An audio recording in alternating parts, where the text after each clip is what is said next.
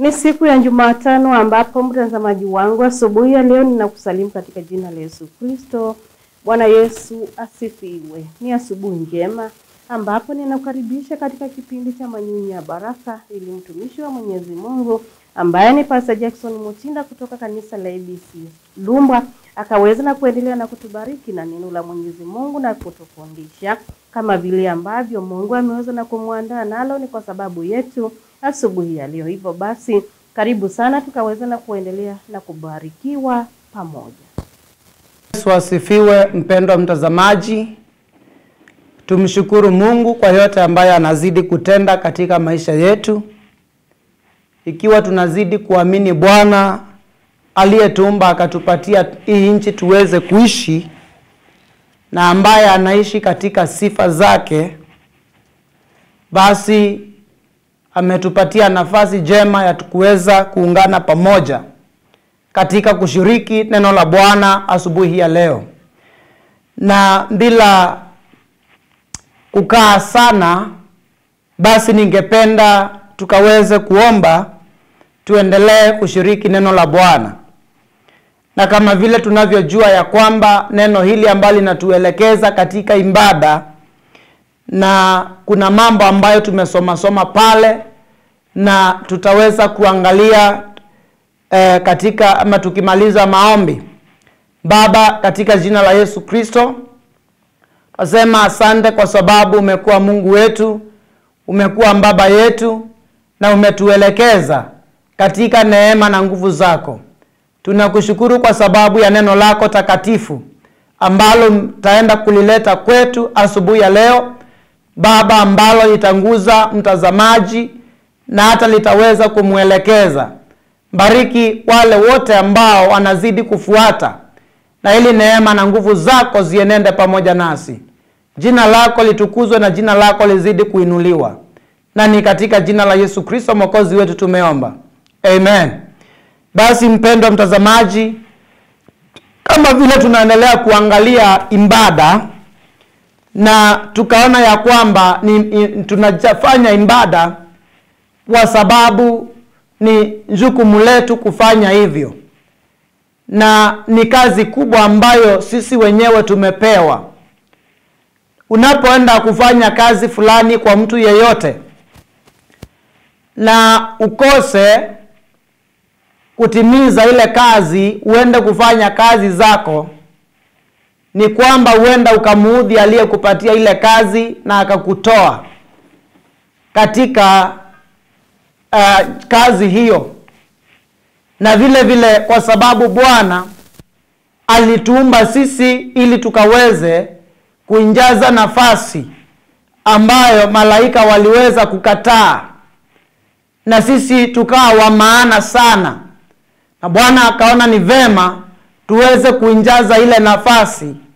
Maana malaika walipewa nafasi ya kumshukuru Mungu, na kwa sababu walitoka katika mapenzi ya Bwana, wengine wakafuata shetani.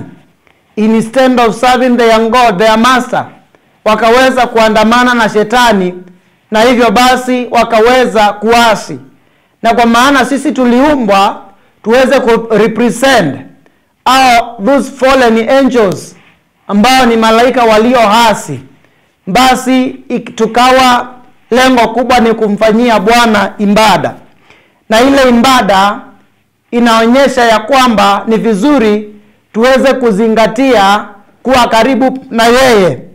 Na tukasema ya kwamba it is an overflow of ungrateful heart and a sense of divine favor.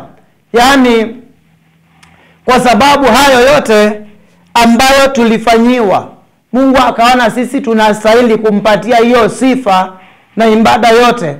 Ndio maana tukasema ya kwamba moyo wetu lazima uambatane. Ibada zetu lazima zitoke ndani ya moyo wangu na moyo wako, ili tukumbalike ama ibada yetu iweze kukumbalika. Na Yesu akawa anazungumza na mwanamke Msamaria, na akamwambia ibada ya kweli lazima itoke katika moyo, na katika lazima iwe ya kweli. Kwa sababu hata tunapofanya ibada, zima tujue ya kwamba Bwana anaiangalia. na Bwana anatazama huo moyo sana.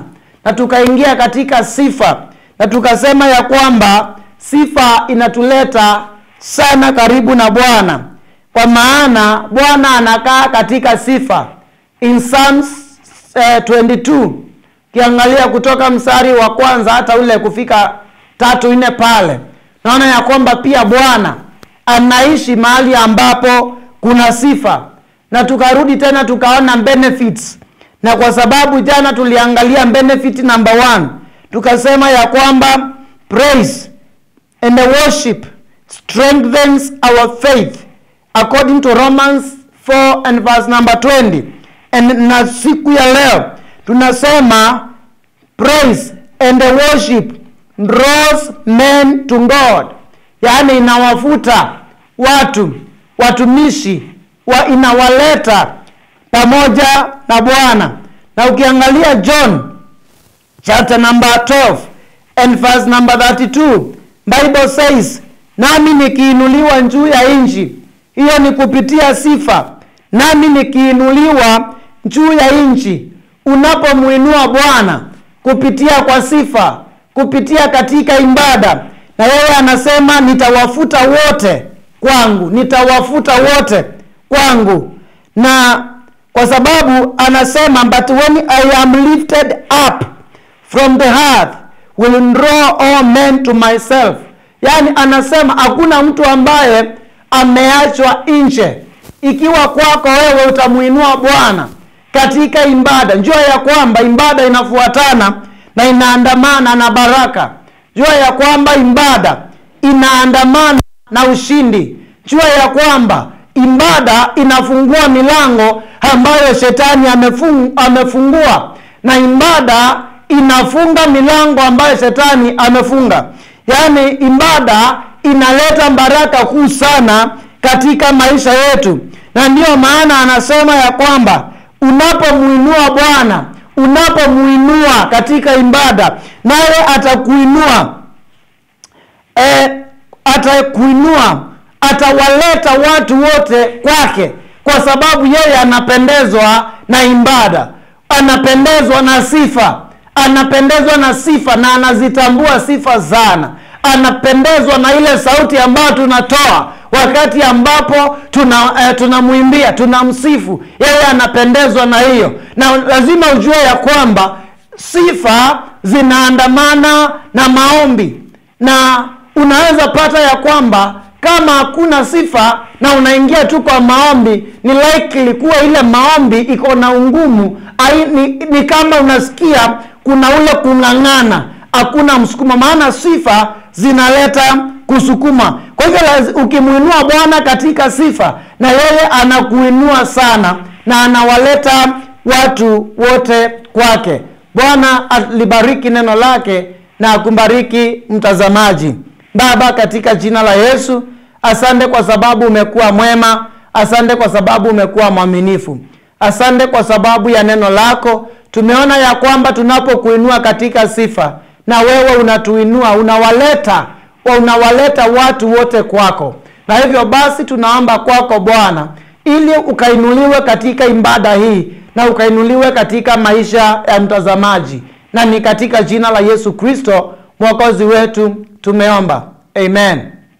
Siku ya leo tumeweza na kufundishwa faida nyingine ambayo inatokana na kusifu na kuabudu. Na siku ya leo tumeweza na kujua kwamba yani wakati ambapo tunasifu na kuabudu, huwa tunavutwa sana karibu sana na Mwenyezi Mungu. Yani wakati ambapo unasifu, yani unaimba pale, unasikia hata wewe yani kuna roho inakuvuta. Hata Mwenyezi Mungu anavutiwa zaidi, anakaribia zaidi katika roho yako.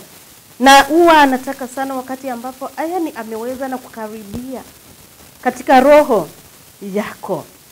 Wakati huwa anataka kusikia utasema namna gani baadaye. Maana umeweza na kumsifu, sasa unaingia katika yani kuabudu. Unaabudu, hata na yeye anasikia kwamba yani hii roho ya huyu dada, huyu ndugu imeweza na kunifurahisha. Hivyo basi hata yeye anakuwa halati. Unamwambia nini? Unazungumza nini mbele yake? Tunafaa tu tukaweze na kuendelea na kumsifu Mwenyezi Mungu, kumwabudu, ili roho zetu zikaweze kukaribiana ama kukaribiana naye zaidi. Uwepo ukaweze kuwa pale wa kuabudu Mwenyezi Mungu. Uwepo wa kuhisi kwamba ni kweli nimeweza na kuhisi, nimeweza na kubarikiwa, ninaendelea na kubarikiwa, ninaendelea na kuinuliwa. Yaani unahisi, unajisikia kwamba ni kama sasa roho yako haiko hapa tu, lakini ni kama imepandishwa mahali. Unasikia kweli nimeweza na kupandishwa mahali. Kutokana na nini?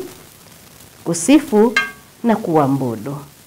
Unavutwa zaidi kukaribiana, roho yako inakaribiana